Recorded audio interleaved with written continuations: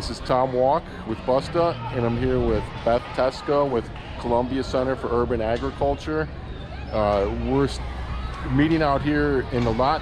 There's interesting things that we're going to start with this. When I walked in behind us, we have education going on, and maybe if you want to start, just tell us a little bit about what CCUA does with education. Sure. The Columbia Center for Urban Agriculture, CCUA, we are hosted right here in Columbia's Agriculture Park. So it's just a public community park. We share it with the Columbia Farmers Market, which is what is in this pavilion normally on Saturdays and Wednesdays. And then our plants program, which is just one of the programs that we have under CCUA, they deal exclusively with children's education. So in particular, we have a partnership with Columbia Public Schools, where the 3rd and 5th graders all have agriculture as part of their curriculum. And then they come and they visit us and they do a field trip and they see the production fields. They go over to the retention basin and we talk about rainwater kind of conservation and good water stewardship. Oh, that is nice. Rainscaping. Yeah. What is it? Rainscaping. Rainscaping, yeah. And do they do hands-on stuff with sprouting seeds and? Possibly in their schools. When they're with us, normally the hands-on is a tasting. So a lot that's of times, the best part. Yeah. The table part. Yeah. Pico de gallo is a big one because it's got tomatoes and cilantro, onions, garlic, corn tortilla chips, so we can get some seeds in there. So this is just a one-day field. Is this weekly, or this is one at the end of the year? Normally for them, they come once during the spring and once during the fall. That is still awesome, though. Yeah, Partnership with the public schools. Yeah. And then they have in agriculture, they have somebody full-time in the school system that's doing curriculum kind of in the classroom throughout the semesters. That is a great thing. Yeah. We've got a lot to look at today, so let's move on, if you don't mind, Beth. That's great. We can go out towards the production fields if that works for you and Busta.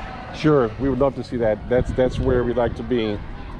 So it's just the other side of the schoolhouse here. Especially if you have any rabbits. We're trying not to dig up too much, though. So here's your schoolhouse. It looks like you have some training or classes or presentations here. Yeah, so there are 8 raised beds there that's used as the field trips come through. We try to focus on things that are very, I think there's some Mizuna lettuce, there's some carrots in there, I believe. There'll be tomatoes, Sungold tomatoes, if not. Can I cut through here? The fence is closed over there. Okay, so I'll have to go around, but you're more than welcome if you want to go closer. Yeah, we'll go. We might come back to that later. Okay, yeah. And here's some, look at these are interesting raised beds with old milk crates. Yeah, so these are, the initial installation for these was over at one of our local grocery stores. So in front of the grocery store, they had a small installation for planting for the pantry, which is our main program that grows produce intentionally for our central pantry. I was going to ask about those partnerships with actually feeding local people. Yeah.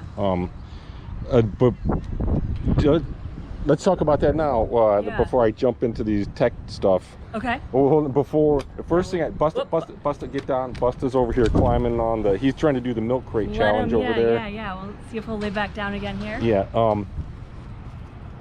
Can you tell us about the partnership with the food pantry? Yeah, so I'd say more broadly about Columbia Center for Urban Agriculture that, we're looking to better connect people to the land and to agriculture, and whatever that means for people. And so we have the children's programming that we talked about, of trying to get kids connected, especially in more of the urban environment, bringing farming, which frequently happens kind of out there someplace, trying to bring that right into their backyards so they can see it and they can, they can better understand what farming, agriculture, huge industry around agriculture. I know we talked about, about what that means and what a career in that space might look like. We also have a huge space, so it's about 3/4 of an acre on this site that we farm intentionally for Central Pantry. So it's a partnership, it's coming up on 10 years. So each year we get feedback from the people that do their shopping at our Central Pantry about what produce is either hard for them to find. So it might be things that are from regions that aren't Central Missouri, things, international produce. It might be things that are just very expensive to source in grocery stores, and we try to grow that on site here. And then the day it's harvested, it all goes immediately to Central Pantry for people to take home to their families. And how many years has that been going on? So on this site, it's been farmed since about 2019, but the program started back in 2013. So it's coming up on 10 years that we've been doing that. It's around, we're right around 40,000 pounds of produce that we do for Central Pantry every year. And a diversity of produce, all those different types that you're talking about that Exactly. Yeah, it's a diversity, and also throughout the season. So recognizing that we're one of their main sources of fresh produce, of produce that didn't have to not get used a couple other stops along the way before it gets donated. Our stuff goes straight to the pantry. That is, I've talked to unhoused people in other cities, and you talk about, you can go to the food pantry in like in Las Vegas, restaurants donate food to the food pantries, but I'm not an expert. I don't have all the stats, but from the anecdotal encounters I've had, the people I've talked to said that they get like the second or third, what the buffet left that's after the buffet after 2 or 3 days or something, and it's not very good. Yeah. This is great fresh stuff that goes straight to the people who need it most. Exactly. Yeah, and it's an important, so the pantry gets a lot of donations where it's about giving people calories, of being able to just be able to sustain somebody for the day, for the whatever. Yes. And that's a huge important part of what their role is. We see that we're able to come in and offer more of the fresh, that this was planted, this was grown intentionally because it's something that you need for your family. Thank you so much. I'm going to jump to the side and talk actually about how this is built a little bit. We're trying to do that a little bit as we go along here. Sure. But what we have here are these milk crates stacked up, and inside you have this line, or this landscaping liner, a cloth, and then the irrigation system here. You have this drip irrigation system, and this is pipes. This must go inside. I don't know if that's on. Is that on a timer, or does it have to? You have to hit a valve to get that to work, or? I believe this one might be on a timer. Although, kind of because we're in the rainier part of mid-Missouri season, a lot of times we don't have to use it as often. So it might be off the timer right now. Yes. But especially as we hit July, August, September, where it's nothing but sunshine and 90-degree days, a lot of times they'll go right onto a timer. I see. Yep. I can see that's one of the things about raised beds. This can get dried out very quickly, so this would use some water in the summertime. Exactly. This also helps. So this setup came from it used to be Lucky's grocery store, a little local grocery store. So the drip irrigation on a timer let us set up this kind of growing station once at the beginning of the season, plant it, and then it's not terribly much of a kind of weekly burden for somebody to have to keep water, especially as it gets really hot here. Yes. All right, if we want to continue on, that's great. All right, Buster, we're going to continue. And I'm trying to hold the camera out so that people can hear both of us. Sure. Hopefully I can succeed enough. We've lost Busta.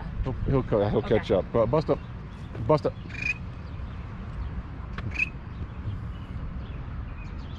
I'm supposed to wait for him here anyway. I'm not supposed to go on the street here. Oh, okay. Busta, come on. Let's go across here.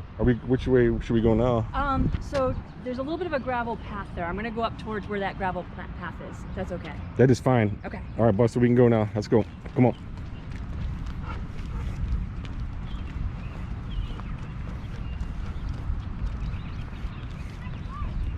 So we moved into this site. We first were able to start breaking ground on it in 2017. So the fall of 2017, this was all just grass Bermuda fields. There were additional soccer fields here. It had formerly been the Boone County Fairgrounds, so it had been used for tractor pulls. That's right. Yeah.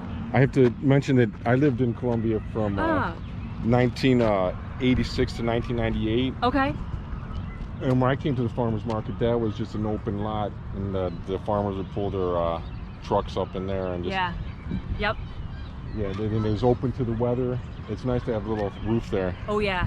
So that's one, and I apologize that I don't have the exact number with me, but my memory is it was somewhere around 280% of kind of economic development that the farmers saw, because now there's a much more consistent, with the pavilion, they're much more weather resilient, that you can, Saturday morning grocery shopping routine can now, regardless of weather, include Columbia's Farmers Market. And the farmers did report back that they saw that they're getting more consistent income now. They're able to hire more people. They're able to sustain their businesses better.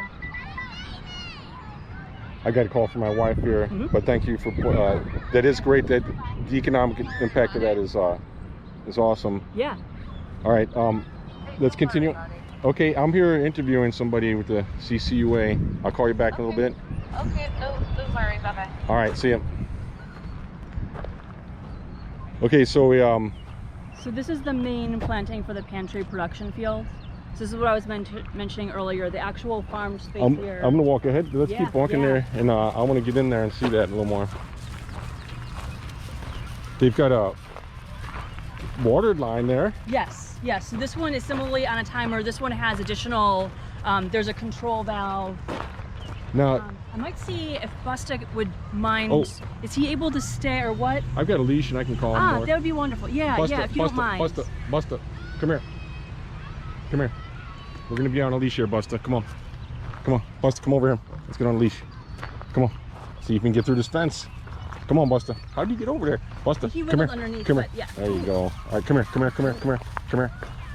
come here. Busta, come here. He knows what's going on. Busta, come here. All right. Come on, that just 1 second. And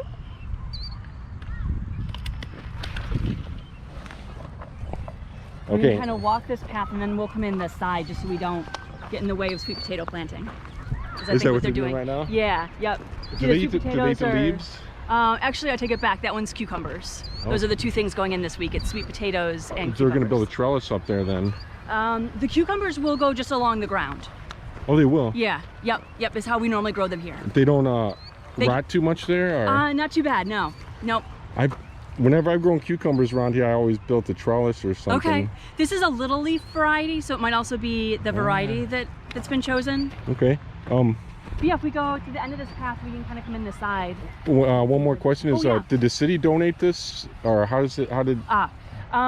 So the whole budget for planting for the pantry, so it's one of our major programs like plants or opportunity gardens.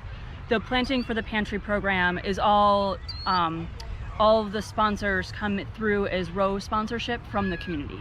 So we have businesses such as Veterans United that sponsor huge numbers of rows, and we have individual families that sponsor 1 row or a quarter row or 1/8 of a row. It all helps to be able to make everything that you see here possible.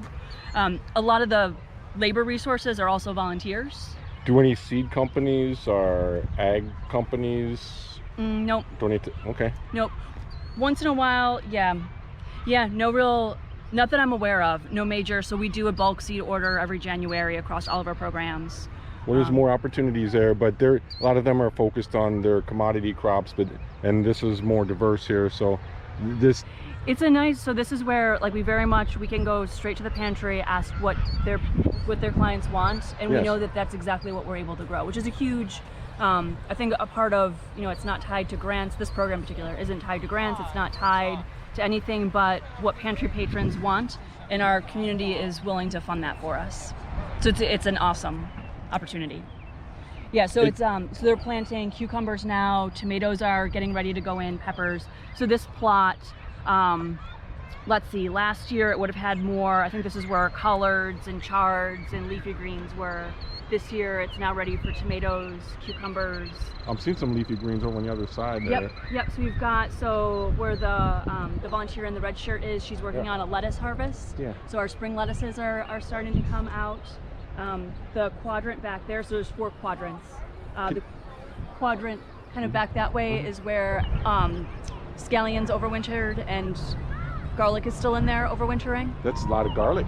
Yeah. That feeds some people in the community. Sure. Yeah, we also, so a portion of it we hold back for seed garlic. Okay, yeah. We'll keep some in one of our board members' basement. She has a climate controlled space. So we'll store some here over the summer to be able to replant in the fall. And I see sprinkler heads here too, so there's quite a bit of plumbing going around this property. Yeah, so the majority of the irrigation does happen through drip lines, similar to the milk crates. Yes. The sprinklers are helpful for the day of planting to be able to cool the plants down, especially when we do the summer plantings. I'm sorry, I don't want to get into all those details. We Sure. could talk for hours about plumbing itself, but let's move More on things to here. see? Absolutely. Yeah, like how long does that take? How many people? Who does that? And all those things. Let's just move on here. I do want to ask about how you control. Do you do any pest management or weeds? Or I see plastic and Yep. and straw mulch is used a lot. Yep. Plastic straw mulch and cover crops. Mm-hmm. So when there is a bed, Busta, stay over here. resting in between Over here. Mm-hmm. plantings, a lot of times, especially if it's one of the active beds, we'll plant buckwheat or some other cover crop to be able to do some weed management as well. Buckwheat is cover crop. Yeah. I know people researching that up in North Dakota. Has that been pretty effective, or? Is a cover crop? Yes. Yeah. Yeah. Do you harvest? You don't harvest any buckwheat, do you? We use it just as a green manure. So normally we flower mow it down right before it's going to go to seed. But right before that happens, I feel you can like hear the bees as you approach the field. That it's just buzzing with bees. That's right. So this is one of our overwintering cover crops. It's a what you see here now is a winter rye, a hairy vetch, crimson clover just played through, and I think there might be some kind of some other clovers getting ready to start. I haven't seen any clover yet, but there's in there, huh? Yeah, the crimson clover, these like really puffy, they just played through. They were these bright red, almost strawberries. That's clover, huh? Yeah, yep. Okay, I thought it'd be closer to the ground. Yeah, it's a nice tall. So you just come in, mow this over. Do you till it at all, or? Typically in these spaces we won't re-till it again. We'll just kind of let it sit on the top as it's kind of a green manure. And then you'll do straw and plastic mulch? Yeah, so the perimeter doesn't get, so we maintain a perimeter to kind of, it's a very, very windy space. So we normally maintain a perimeter around the production field to be able to collect trash, to kind of keep a barrier between soccer balls and the next to the soccer field. So this is what this field looked like in 2017. It's kind of the difference is within 5 years. Well, I like the clover and dandelion. Yeah. But look over here, this cover, to see what you can do if you do some organization and planning and value it. This is so nice. Yeah. So back to pest management. So we do, we focus on bringing in pollinator-friendly kind of flower varieties that will bring to us some insects that will manage pests for us. We do crop rotations to manage pest and disease. Stay on the cover crops. I'm sure there's rabbits or something. Come on, they're not. We got to stay out of there, Busta. Sorry, Busta's going in there and trouncing on their cover crops. You'll notice the insect netting. Yes. So we kind of, when we can, just put up a physical barrier and keep cabbage moths and the like at bay. That's great to us. If we start to get significant pest pressure, then either BT, Bacillus thuringiensis, or diatomaceous earth are the two main kind of compounds that we'll use for pest management. I'm sorry, and I missed something you said about IPM there when I was getting bussed out of the crop area. I don't know if you remember that, but yeah, so we've got, so like in the fruit forest, which we didn't really get a chance to talk about, we can go back that way.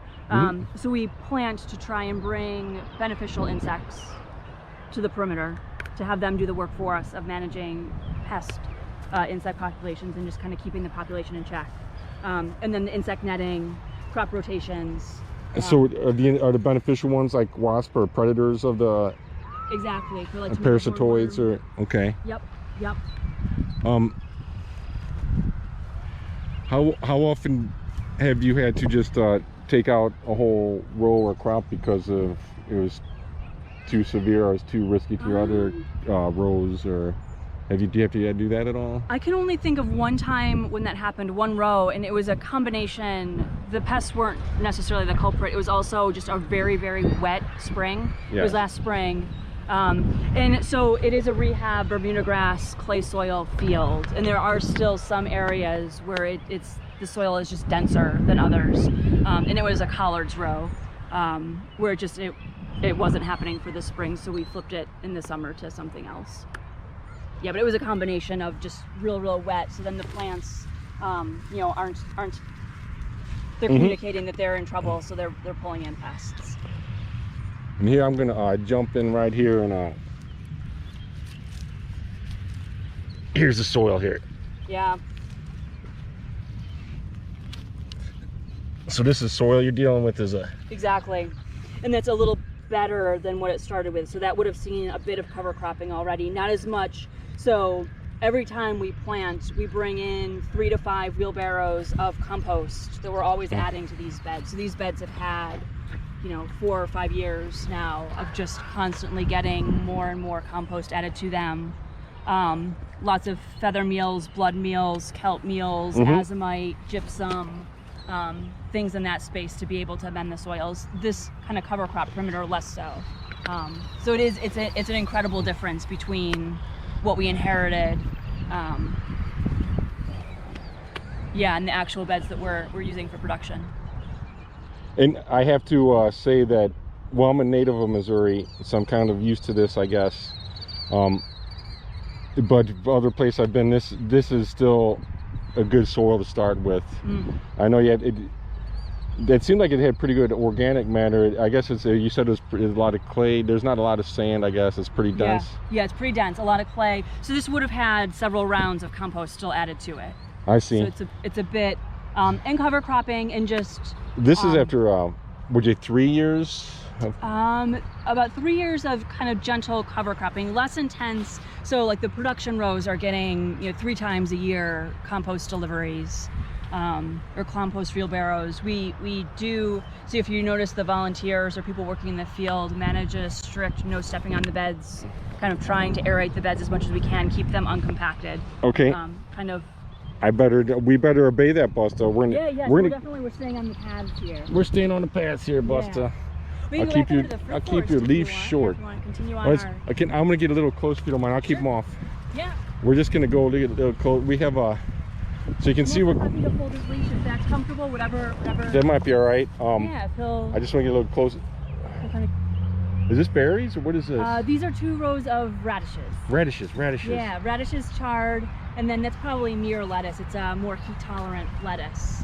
But you can see they have the drip irrigation they put along the row. There's no mulch within the row. They do mulch between rows to control weeds pretty well. But they're tolerating some weeds within the row. I guess volunteers will come through and weed these periodically. It still takes a lot of labor, and they have a number, and this is volunteers. Yeah. Yeah, I wish everybody could get paid how valuable this is. We should be rewarding these people for everything they're doing here.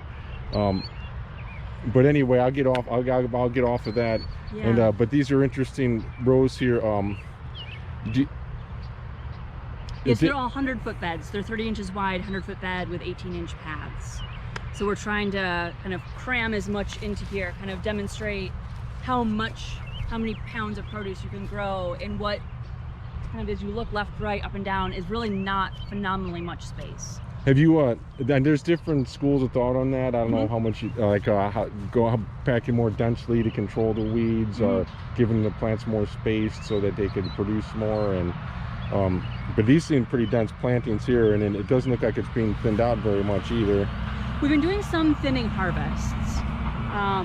Yeah, these are more of just a quick, the radishes won't be in here too terribly long. The chard will be in for the whole season, which is an interesting of 100-foot chard bed will sometimes produce 800 pounds of chard throughout an entire season of time, which is, a ton of, just in that one 30-inch by 100-foot bed, a ton of fresh produce going to the pantry. I'll talk about chard here. Do you pick the leaves and let the plants grow, or do you harvest the whole plant? We let the plants continue growing, so we're just doing the harvest of the biggest leaves around the perimeter. What is that frame around there? It looks like it's getting ready for a shade cloth. Shade cloth? Yeah, the darker cloths there, which we just started with last year. But especially, so we had that 100-degree week in mid-Missouri. Yeah, so a little atypical for the beginning of May. So we were using that around time of transplant to be able to give the plants a bit of a break, but also keep on schedule out. It is great to have that flexibility and adaptability. Oh yeah. All right, fruit. Yeah, fruit forest. Forest sounds great. Yeah. Let's go out here, Busta.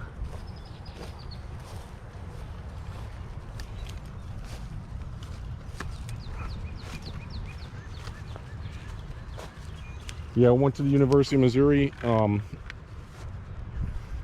got a master's in plant pathology. Okay. So we did a field work. That was when I did most of my field work. Since I moved on from there, that people have me working in computers, but that's all right. It's a lot easier on me. You mentioned the data science. Yeah, I've been working in programming and data management, and we'll see. I might get. It'd be nice to get some more income with that.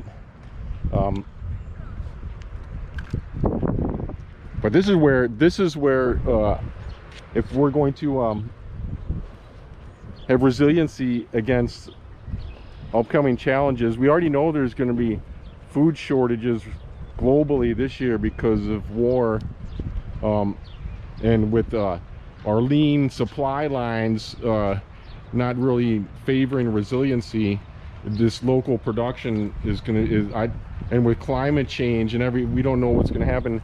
So developing local resiliency like this is vital, in my opinion. Yeah. And here we come to the. So this is the fruit forest. This is the more perennial area. So while that's more of the annual production field for Central Pantry, this is a little bit more long term. We've got, so like this row here are different apples, pears, there's plum varieties through there, peaches. I'm sorry, do I need to, is there a place I shouldn't walk in here? There are some gravel paths, if you don't mind. Yeah, let's see the gravel paths. Yeah. Yeah, Busta, come on. I know you love to run in the grass and chase stuff, but It's a similar no-till. It won't be long. So it was a lasagna technique that was used over the course of late last fall to early spring. So we went through with broad forks over this whole region. The trees were put in a little bit before. Busta could really help dig if you need any diggers here. Yeah. He loves to dig, but I'm looking, this mulch goes down pretty far It here. does. So it's different layers of cardboard, soil amendments, compost, mulch, straw. I've seen I've seen on YouTube, there are some nice YouTube videos on layering like that. If people are interested, I can find some of those. Maybe I'll put a link or two to some of those. Yeah, that'd be great. A lasagna technique. Yes. Is a lot of time what it's referred to. But yeah, so before the winter, it was quite tall. Yes. It looked kind of comically tall, and it was. We assured everybody that by spring it would be more, just the height of a standard mulch that you put around a tree. But so probably, I think 3 years ago, a lot of the trees went in. A lot of the tree species. There's a chestnut in there. There's one big bur oak, like the longest term plant. A lot of them are fruit. Where did you put the bur oak?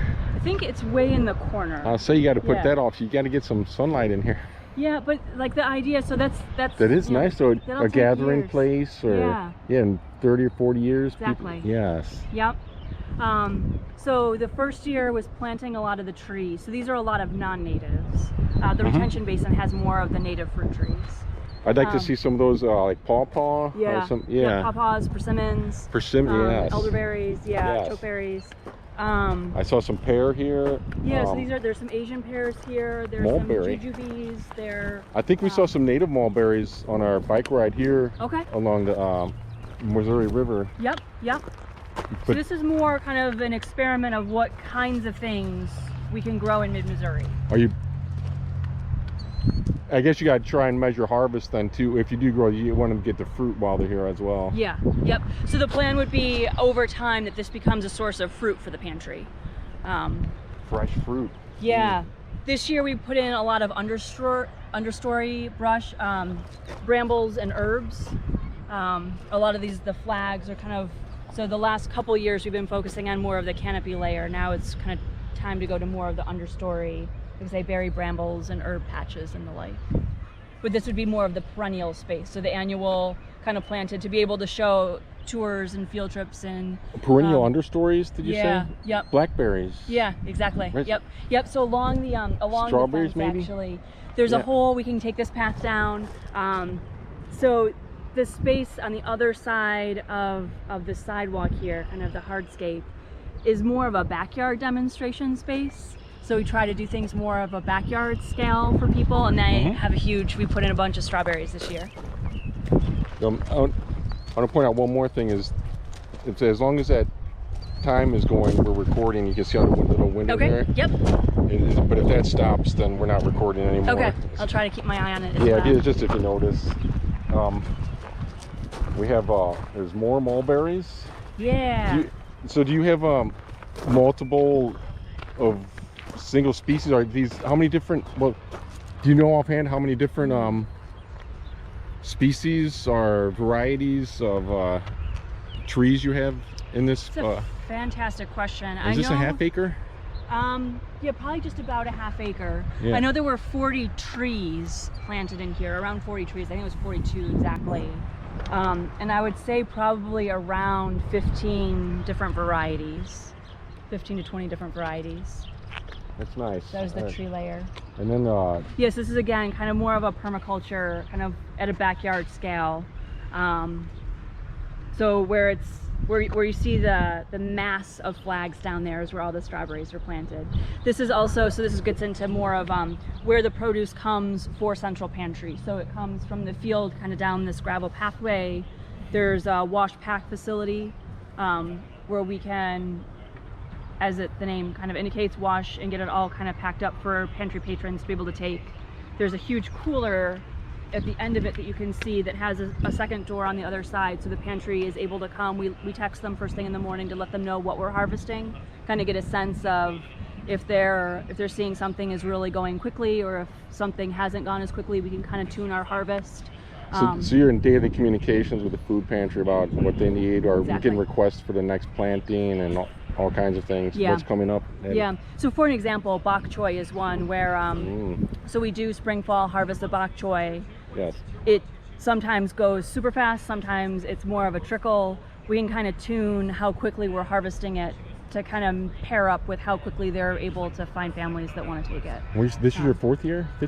On site here, this is I think the third main season.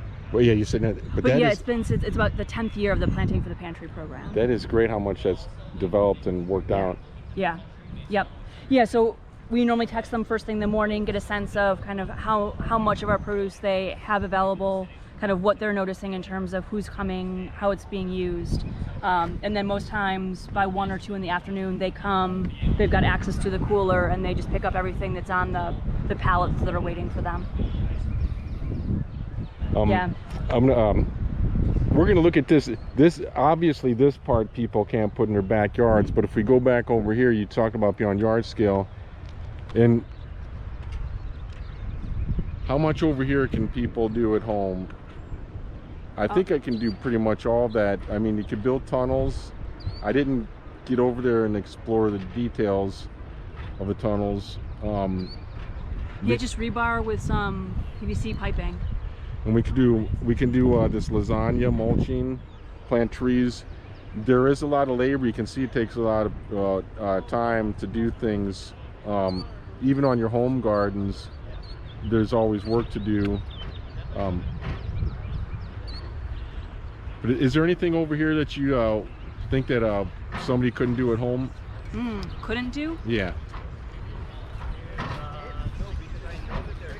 Nothing comes to mind. I think it's just a matter of time, and I know people are busy. I have a lot of problems with how things are valued in society, but that's a whole nother. So look at this. Speaking of labor, look at this guy here. We've got to get this walking by. Hey, thank you all for volunteering here. Oh, you guys are with AmeriCorps? Yeah. Oh, that is great. Are you from other states or? Yeah, we're from all over. We're from North Carolina, Connecticut. Hope you're enjoying your time here in Missouri. This is Busta. I'm Tom. He's saying, yeah, welcome to Missouri here. Or hello. Yeah, we've been enjoying it so far. And look at this. I had to get this. A lot of fun through. And look at that hand truck. Hey, Carol. Thanks for doing all this. Yeah. Are you AmeriCorps also? You've been in the AmeriCorps Vistas. I'll let him go. I won't try and ask him too many questions. They're definitely on, especially by this time. So trying to get lettuce out, kind of to be able to rotate the fields.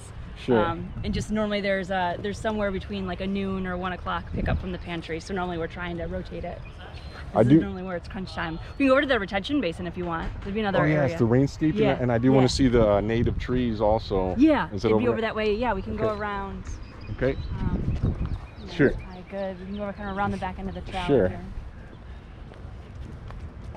You can see one of our newest production areas too. It's a bit of a work in progress still. Yes, this is a different cover crop. So it has more chicory, different clovers, different grasses. Is there any mulching in here? It does there's a little mulching. There's a little bit, yeah, more composting. Where do you get your compost? St. Louis compost. Oh, really? Yeah, yeah. So they I bring thought it in Columbia in a would big have it. ET. Theirs is the nicest that we've, and in the quantity that we go through. So another program that I haven't mentioned yet is our Opportunity Gardens program. Mm-hmm. So that's the one that essentially if you qualify for free and reduced lunch in Columbia, Missouri, you qualify for Opportunity Gardens. And we'll come, it's a 3-year program. The first year we build a garden for the family in their backyard. We figure out kind of what the right size garden is and what kind of their unique needs and desires are for their garden. We'll build it. And then over the course of 3 years, we provide on-site mentoring with the family and the seeds, plants, everything they know, everything they need to be able to build an edible garden in their backyard.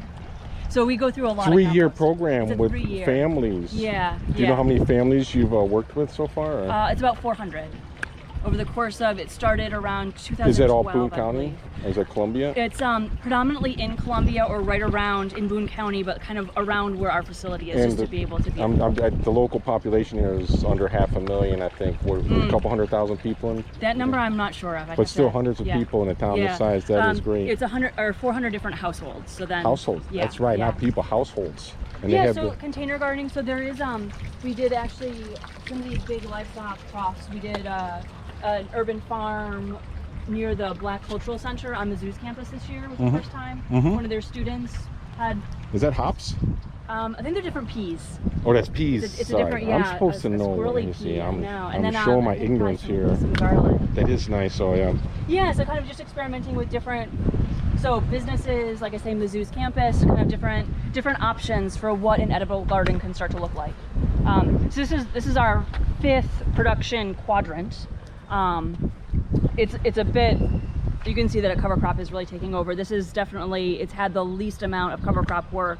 It's one of the low spots of the ag park, really clay heavy soils. So it's still very much a work in progress. We did sweet potatoes here last season, and they did okay, but it's still undergoing. Well, let's quite look a at bit. that comparison Yeah, here. soil development. So back there, we looked at a little bit. It seemed to have a good organic manner. It didn't seem too much. Oh, this is sandy here. It seems like to me. So this was compacted, or Yeah. I'm not going very deep either. I'd have to get a whole shovel to really try it. But if I go down here, yeah, it gets pretty thick down here. But I'm not going to be able to show it on camera. But you could start to get a little closer to one of the beds here. Biochar is another huge amendment that we're adding. Or have you been? Normally, yeah, when we add the compost, we're normally adding huge amounts of biochar as well. Do you find it do you like biochar, or is that worthwhile? Or I've read a lot about it, but some people think, I've read people say it's great stuff. But We'll keep them off the oh, bed, I'm if that's sorry. okay. I'm That's sorry. okay. I'm sorry. Yep. Well, in terms of whether it does anything to the yield or not, kind of, I'm not. For me, it's kind of too soon to know. I haven't seen anything really definitive there. We know that we're pumping carbon into the ground in a place where we're sequestering carbon, so that's a plus. And we also know that we're kind of creating habitat for the microbes with it. So for those two main things, we still feel like it's a valuable thing to be incorporating with composts and other soil amendments and mineral trace element additives. That sounds like regenerative agriculture, which we need to be sustainable. We have to be able to maintain or even regenerate our soils. So yeah, it's not all just about yield this year. It's about building something we can keep working with. The biology of the soil is the main, I would say, the thing that the farm managers are keeping at the forefront of that long term. Do you want to walk back here, or should I stay on the path? Let's stay on the path with Buster. Buster is getting We're getting in trouble here, Busta. These kind people are giving us a tour, and it's an interesting. We're still also figuring out, what it means to be in a city park. So, the sweet potato patch definitely took lots of hits from soccer balls. Oh over yeah, the class of last season. It's not fenced in. Yeah.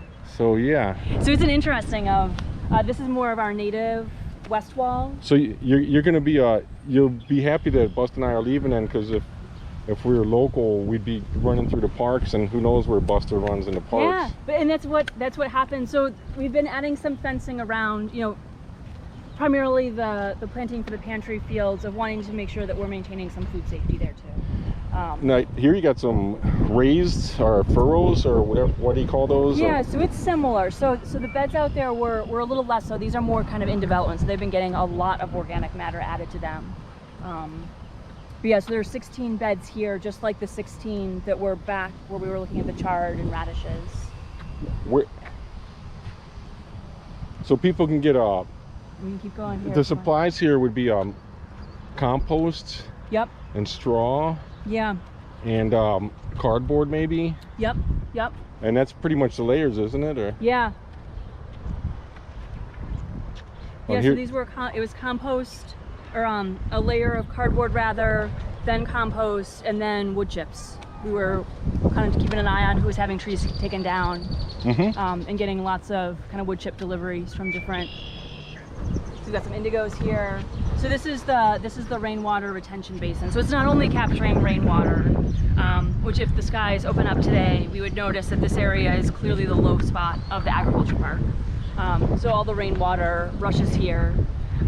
This area also is where our wash pack area, it's infrastructure, when we're washing all of the produce, is releasing that water to the retention basin here. yes.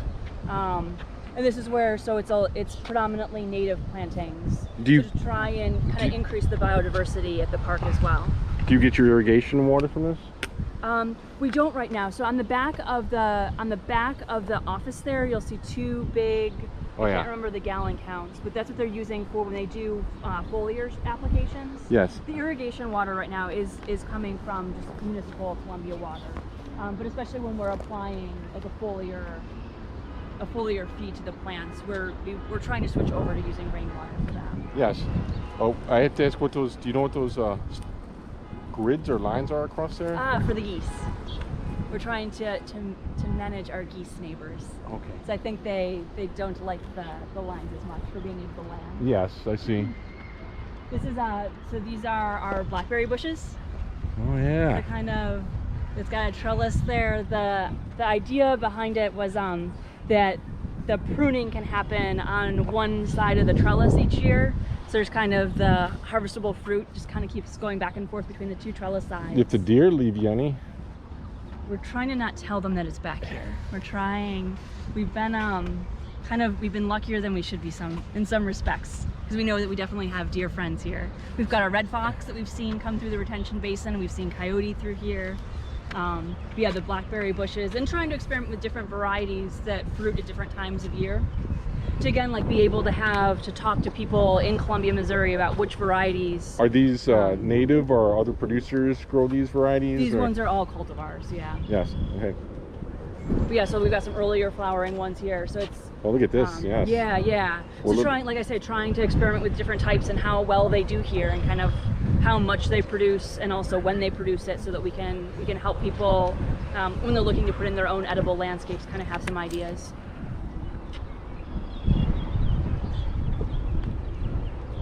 That is very nice. I haven't seen any native, the native fruit trees we were talking. Is this what we're coming? Yeah. So these they're kind of where those T-posts are. So there's hazelnuts through here. There's a lot of aronia berry. I'm sorry. Which posts? The T-posts kind of on the hill. Right here. Yeah, they're like smaller. About 50, 100 feet in front of us. Exactly, They're new yep. plantings. Let's see, aronia berry. There's hazelnuts in there.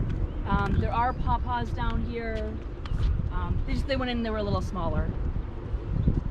And over here on the left is sugar maples. Maples, wow. Yeah. To be able to eventually show. We tapped some black walnut trees this winter, that we inherited on site, but these are some sugar maples to eventually be able to show sugar maple production as well. I feel like what kid's school trip wouldn't want to sample maple syrup, Now, right?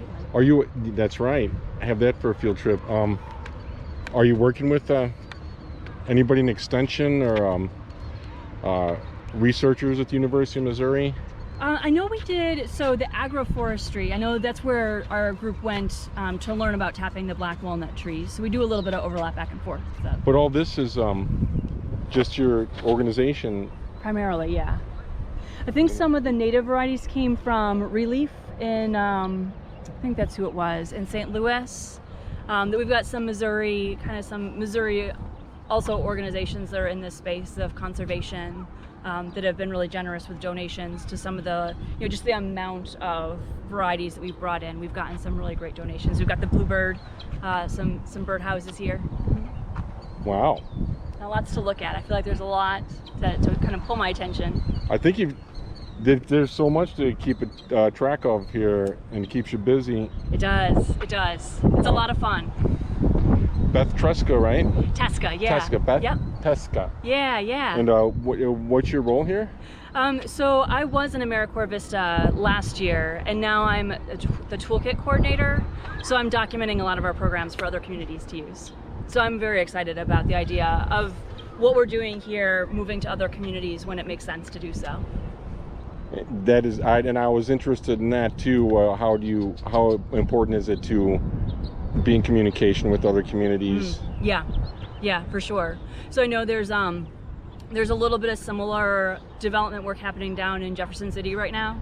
Mm-hmm. So some planting for the pantry-esque program starting to kind of pull together, and we've been in communication with them, just trying to share resources. When we have them, if there's a planting calendar that can help you get seedlings off the ground sooner rather than later, happy to share it. Different things of how we worked with city government, how we're working in a city park, of how kind of a public-private partnership works. Are you working with the state Department of Agriculture or Department of Education at all, or? I believe so. I'm not sure the details on either. Okay. But I know we definitely kind of have lots of kind of interaction. And the more support we can, it's once again, I think this is vital, and the more support we can get at all levels of government, I think the better off we'll be going forward. Yeah. Is there anything else, or is this a bluebird house here? This little greenhouse is a bluebird house. Yeah. Oh, yeah. there's bluebirds in there. Hoping to get some good bluebird neighbors. I've only trying to battle Japanese honeysuckle too back there. So if anyone wants to. I've done a lot of volunteering, pulling up invasives over the years. Yeah, it's definitely got a lot of autumn olive through there, pluses and minuses. Yeah, and there's too much honeysuckle on the Katy Trail on the way here. Yeah, so that's where I know we had a volunteer group. I think it was from 3M last Friday, and that was one of their big tasks, was to go after the honeysuckle. It looks like, based on what they did, that they were in this space a lot. I know there's definitely some pawpaws down. Yeah, there's one. They have the bigger leaves, don't they? Yeah, I think that guy might be one. Yeah, that looks like pawpaw to me, but I don't know. I can't tell a pea from a hop. There you go. Yeah, it's it's fun to see families come through here in the farmers market. There's normally one Saturday morning volunteer shift. So they'll be out in the production field, people working while people are also visiting the farmers market. But it's really fun to see people looping through the different gravel pathways that we took, and really kind of getting up and close to what we're doing here, asking questions about different varieties, and kind of what to do in different scenarios. It's a really great space to be able to use.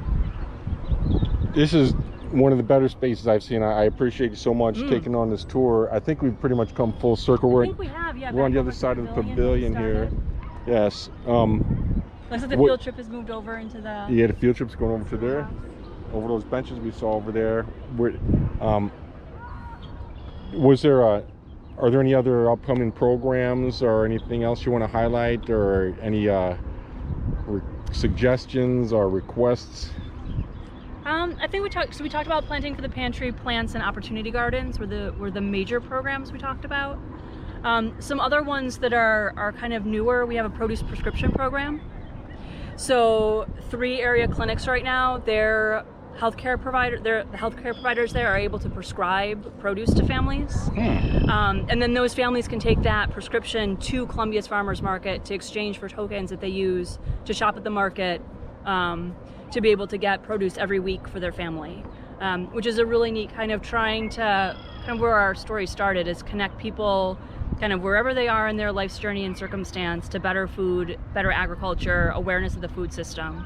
And it's really exciting to see those programs get started and really help people who, I know for me, one of the interesting points is the surveys from Central Pantry. A lot of times people will say they want to see less junk food there. Like they know they want to eat healthier. It's not necessarily always that they don't know that they should be eating healthier. To some extent that's been, they've been hit over the head with that message. It's that there's a barrier between them and eating healthier. And a lot of our programs is able to step in there and reduce that barrier, if not eliminate it, which I think is it's a part of what I like about being here.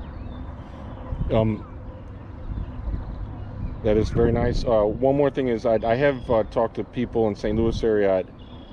I'll try and put you in contact with the garden people in Ferguson, Missouri. I've only met them once or twice at Earth Day, but I do have their contact. Okay, yeah. That if you don't mind, I'll put you to get a contact. I think they could use some help there, but I'm sure you could help each other. That'd be great. Yeah. And do you want to? Do you have any social media or websites you want to mention? We do, yeah. So ColumbiaUrbanAg.org is our website, and then you can get to our social channels from there as well. Yeah, but yeah, Facebook, Instagram are definitely 2 really big ones for us. With that, it was a tiring tour. We're gonna let Beth Teska go here. I'm terrible with names. That's great. I apologize. Yeah. And we're going up right about an hour. It's just time that you offered us, and we do so much appreciate your time. Yeah, it's great to have you join. We can see you have so much to do. So we'll get this video out and we'll help people know.